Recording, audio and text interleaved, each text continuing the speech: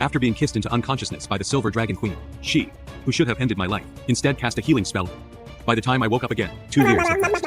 And yet, I, a full-grown man, was lying on a soft, fluffy pink bed. This made me wonder had I gone to heaven? At home, a petite and adorable dragon girl opened the door. The moment I saw her, my pupils shrank in shock. She was ridiculously cute. It seemed my assumption was correct. Surely, because of my great contributions to humanity, I had been granted entry to heaven. And this adorable little girl must be an angel. Hello there, little angel. What's your name? What angel? My name is Muin. Muin, huh? That's a lovely name. But why does this little angel have black and white hair? Mommy told me that Muin means me. Angels have moms? Nice to meet you, little angel. My name is Leon. Hearing this, Muin cheered excitedly. I know. Leon needs light. I looked at Muin with slight surprise and asked, and who told you that? Mommy told me. The moment I heard that, terrible premonition hit me. Who is your mother? It's Roswitha. Ah, so your mother is Roswitha. Then, who am I to you? You're my daddy. That sentence hit me like a bolt of lightning, leaving me completely numb. I'm doomed. I'm utterly doomed. This is my child with that wicked dragon? Suddenly, Muin turned toward the door and shouted, Mommy, Daddy is awake. I immediately turned my head toward the door. By then, Muin had already leaped to Roswitha's arms. Mommy, you must be so happy that Daddy woke up, right? Roswitha's lips curled into a smirk. Of course, Mommy knows. Her gaze landed on me, her tone leisurely. You're finally awake, Leon. Muin, her face full of innocence, added, Mommy used to visit Daddy every day, asleep. Mommy loves Daddy so much. Roswitha let out a soft chuckle, reaching out to ruffle Muin's hair.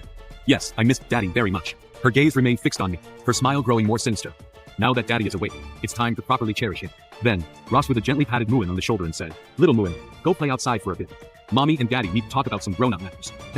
Okay. Muin nodded obediently and walked out of the room. At the same time, Roswitha casually locked the door behind her. And now, the Silver Dragon Queen's revenge begins. Right now, my mind was filled with questions. Muin is really our daughter? Roswitha narrowed her eyes, her lips curving into a playful smile. Of course, she's your flesh and blood, but this doesn't make sense. You should hate me to the core. Why did you give birth to this child? And why did you save me? Leon, do you really think, after what you did to me 2 years ago, you could just dust off your hands and waltz off to hell? She slowly closed the distance between us, her eyes glinting with danger. I want you to pay the same price I did. That time, you defied me. This time, it's my turn to repay you. Her voice was laced with both fury and madness. I instantly felt a mix of rage and dread, shouting, You think I wanted to touch you?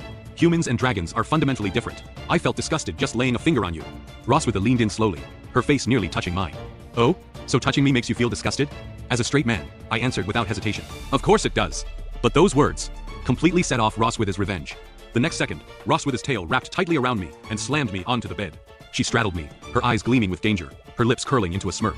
Since you despise me so much, then I'll make sure you get disgusted to your heart's content. Wait, don't do anything crazy, Roswitha. But Roswitha ignored my protests and tore my shirt open.